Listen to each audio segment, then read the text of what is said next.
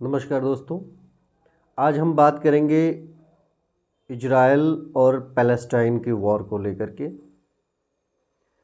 ये पूरा मुद्दा क्या है पैलेस्टाइन और इजराइल का, इस पर आज हम लोग पूरी बातचीत करेंगे।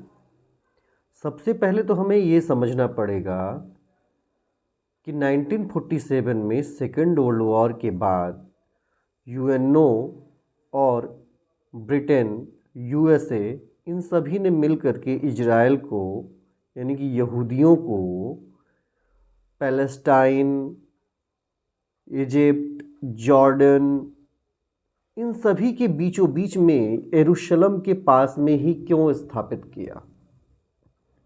अगर हम इतिहास की बात करें और आज के लगभग 4000 साल पहले चलते हैं, 3200 साल पहले चलते हैं, तो पता चलता है कि वह जो स्थान है यरूशलेम का पूरा जो रेंज है और यूरोप का पूरा जो रेंज है, वो तो वहाँ पर सबसे पहले यहूदी ही आए, वो यहूदियों का स्थान रहा है। कालांतर में जब ईसा मसीह के द्वारा एक नए धर्म की शुरुआत की गई, क्रिश्चियन धर्म की शुरुआत, तब वहाँ पर दो धर्मों के बीच में वह स्थान यूरोप और मिड ईस्ट एशिया बट गया, ईसाई धर्म और दूसरा यहूदी धर्म। दोनों ही धर्म अपने अपने मतक्य के अनुसार अपने प्रचार प्रसार में लग गए थे, लेकिन ये भी देखने को मिलता है कि उनके बीच में कभी भी युद्ध की स्थितियां नहीं आई। प्रचार का माध्यम रहा है बट युद्ध की स्थिति नहीं आई। लेकिन आगे चल कर के इस्लाम की शुरुआत जब होती है और अरबी, कुर्द और ओटोमन एम्पायर का समय आता है, तो इन्होंने यहूदियों को मारना शुरू किया और यहूदियों की जगह को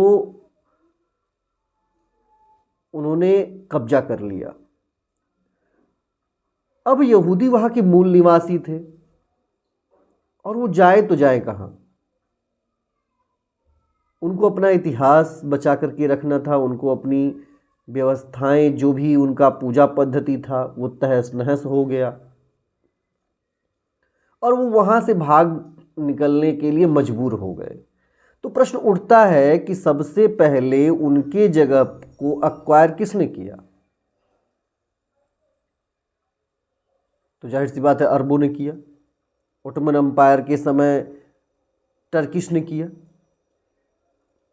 और जो पैलेस्टाइन में रहने वाले लोग हैं, उनको अरबी, वर्तमान समय के अरबी, उनको अरब का हिस्सा ही नहीं मानते, उनको अरब कहते ही नहीं। तो 1947 में उन भागे हुए यहूदियों को, जो अपने संस्कृत और अपनी सभ्यता को बचाए रखे थे हजारों वर्ष के गुलामियों से, उनको वहां पर स्थापित किया गया और उनको एक छोटी सी जगह दी गई, इजराइल। उसके बावजूद भी इस ऑर्गेनाइजेशन ऑफ इस्लामिक स्टेट के देशों ने कहा कि भाई हम तो इजिप्ट को मानते ही नहीं, सॉरी, इजराइल को मानते ही नहीं, इजराइल कोई देश ही नहीं है, यहूदी हमारे पक्के दुश्मन हैं, यहूदियों को तो हम समाप्त कर देंगे। अब प्रश्न उठता है कि ये मानवतावाद है, धर्मवाद है या कट्टरवाद है? क्योंकि मानवतावाद और धर्मवाद किसी भी रूप में कट्टरवादिता वाले व्याख्यान या कट्टरवादिता वाली मानसिकता को शरण नहीं दे सकते हैं। अगर वो शरण देते हैं तो उसे आतंकवाद ही कहा जाएगा, धर्मवाद नहीं कहा जाएगा, मानवतावाद नहीं कहा जाएगा। इनके इजराइल नाम का देश अगर बना यहूदियों के लिए, तो सभी को इस्तकबाल करना चाहिए था, सभी को खैर मकदम करना चाहिए था, सभी को स्वागत करना चाहिए था, वेलकम करना चाहिए था, परंतु इस्लामिक देशों ने, अरबी देशों ने उसके ऊपर तो अटैक कर दिया। इजिप्ट हो गया, जॉर्डन हो गया, पैलेस्टाइन हो गया, इन सब ने उसके ऊपर अटैक कर दिया, सीरिया हो गया। यह सोचते कि हम उनके ऊपर अटैक भी करें और वो हमें हाथ जोड़ करके नमस्कार भी करे, तो ये तो हो नहीं सकता आज के टाइम पर।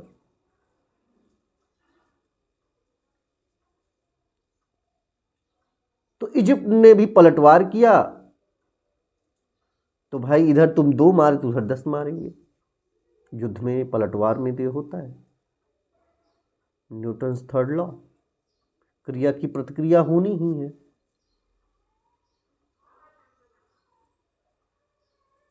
7 अक्टूबर 2023 को एक टेरर ग्रुप, जिसको बार बार लोग कह रहे टेरर ग्रुप नहीं है, भाई साहब टेरर ग्रुप कैसे नहीं है? ये टेरर ग्रुप क्यों नहीं है, कौन बताएगा? भाई टेरर ग्रुप वो ऐसे है कि अगर मान लीजिए कोई भी समस्या है तो उसे इजराइल की मिलिट्री और पैलेस्टाइन की मिलिट्री मिलकर के सुलझाएंगे। लेकिन हमास कौन होता है? बिना पैलेस्टाइन के रेफरेंस के दूसरे देश पर अटैक करने वाला। अगर वो अटैक करते हैं तो इसको हम क्या कहेंगे? टेरर अटैक ही कहेंगे। और टेरर अटैक होता है या मिलिट्री अटैक होता है तो रिटेलिएशन तो होगा ही, और रिटेलिएशन होगा तो बूढ़े, बच्चे, अमीर, गरीब, ये देख करके बम नहीं फूटता है। बम आएगा, गिरेगा और विध्वंस करेगा। जब आपने बम फोड़ा तो आप तो खूब जलसा कर रहे थे कि हमने तो इजराइल को ख़त्म कर दिया, इजराइल बर्बाद हो गया, हम तो अगले दिन जो है इजराइल का मुंह नहीं देखेंगे। तो अब उधर से रिटेलिएशन हो रहा है तो फिर दर्द क्यों हो रहा है? दर्द नहीं होना चाहिए ना। दर्द अगर हो रहा है तो क्यों हो रहा है? नहीं होना चाहिए।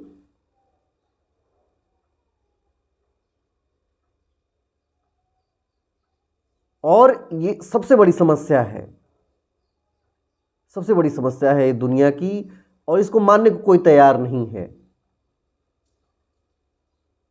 कि अरब के जो देश हैं वो 10 ही कुछ ही देश तो थे। अरबी देश, अरब के लोग कितने थे भाई? अरब का रेंज कितना था? अरब के लोग कितने थे? लेकिन ये लोग धीरे धीरे विश्व में फैलते गए, कब्जा करते गए, और कब्जा जहां जहां गए वहीं के लोगों को मारा, वहीं पर कब्जा किया, और जहां पर, और जिन्होंने इनको शरण दिया उन्हीं को ये मारते हैं। अब जैसे हम भारतीय मुसलमानों की बात कर रहे हैं, हमास ने टेरर अटैक किया इजराइल पर, पैलेस्टाइन में उसने अपना सेंटर बना रखा है। इजराइल ने रिटेलिएट किया हमास के ऊपर, जो कि पैलेस्टाइन के भी लोग इससे परेशान हैं, जो कि हमास के साथ नहीं खड़े हैं। देखने वाली बात है, वो हमास के साथ नहीं खड़े हैं, वो तो गुहार लगा रहे हैं भाई साहब हमारे ऊपर हमास ने युद्ध मर दिया। लेकिन हमारे यहाँ कुछ झंडा बरदार लोग चिल्ला रहे हैं कि नहीं हम हमास के साथ हैं, हमास के साथ ये हो गया, वो हो गया। क्या हो गया? कल को तुम यहां पर भी वही विध्वंसक बात करोगे, कश्मीर में जो तुमने किया। किसके साथ खड़े हो भाई? देश की पॉलिसी तुम्हारे हिसाब से चलेगी या देश का पॉलिसी जो है फॉरेन मिनिस्ट्री तय करेगा? यहां पर हम सभी को जगने की आवश्यकता है, इनका मुखौटा देखने की आवश्यकता है कि ये लोग हैं कौन और कर क्या रहे हैं, और इन्होंने 1000 वर्षों तक इस देश में क्या किया। इस देश को तोड़ा, ईरान में टूटा ये देश, अफगानिस्तान में टूटा ये देश, पाकिस्तान में टूटा ये देश, बांग्लादेश में टूटा ये देश। अब कितना तोड़ोगे भाई? मानसिकता तो यही है गजवाए हिंद, मानसिकता है तुम्हारी यही। तो उस मानसिकता को हम समझते हैं और हम आग्रह करेंगे कि हम सभी को इस मानसिकता को समझना चाहिए।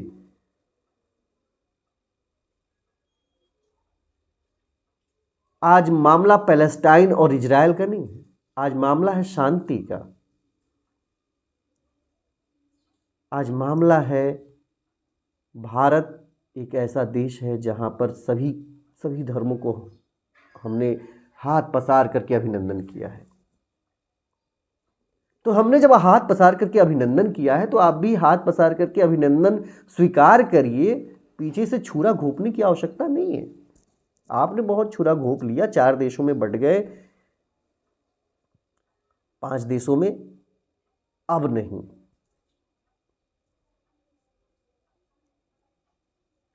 हिंदू मूर्ख नहीं है, हिंदू शांति प्रिय है, लेकिन हिंदू मूर्ख नहीं है। हिंदू महाराणा प्रताप, शिवाजी, हिंदू परशुराम तो हिंदू भीष्म की औलाद है। और ये जिस दिन जगेगा उस दिन फिर त्राहिमाम आ जाएगा। इसको जगाइए नहीं, इसको जगाइए नहीं। आज अगर हिंदू दधीची बना हुआ है, अपनी हड्डियां गला गला करके सबकी रक्षा कर रहा है, तो इसे मजबूर मत करिए कि ये परशुराम बन जाए। अगर ये परशुराम बन गया तो फिर समस्या हो जाएगी पूरी दुनिया को।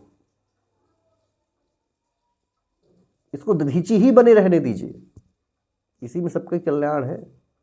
वरना ये जिस दिन परशुराम या दुर्वासा बनता है तो फिर समस्याएं उत्पन्न सबके लिए होंगी। तो फिर सब लोग कहेंगे कि अरे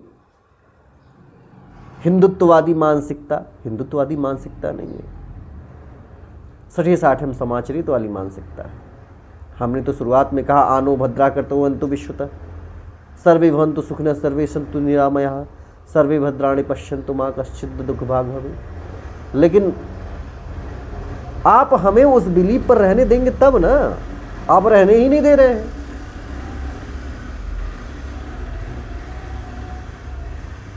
आप अगर रहने देंगे तो हमें कोई आवश्यकता नहीं है इन बिंदुओं पर बैठ करके बहस करने की, लेकिन आप रहने दे तो। इसलिए भारत के सनातनियों, तुम जग जाओ, एकजुट हो जाओ, राष्ट्रहित में, धर्म हित में और स्वयं हित में एक दूसरे के साथ मिल करके और आगे कदम बढ़ाओ। जय हिंद, जय भारत।